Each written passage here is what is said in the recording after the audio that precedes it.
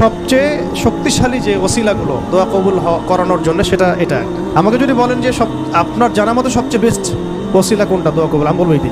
সেটা হচ্ছে আপনি আল্লাহ রাব্বুল আলামিনের এই একত্ববাদের ওসিলা দিয়ে দোয়া করবেন, আল্লাহ পাকের এই তাওহীদের ওসিলা দিয়ে, একত্ববাদের ওসিলা দিয়ে দোয়া করবেন।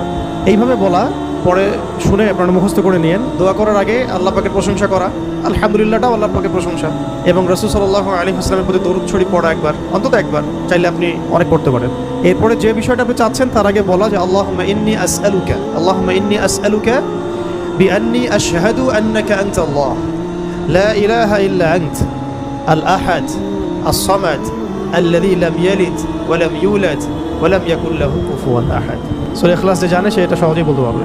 এরপরে আপনি দরুদ শরীফ পড়ে দোয়া করা শুরু করবেন, ইনশাআল্লাহ দোয়া কবুল হয়ে যাবে। এটা পরীক্ষিত আমল, ইনশাআল্লাহ দোয়া কবুল হবে ইনশাআল্লাহ।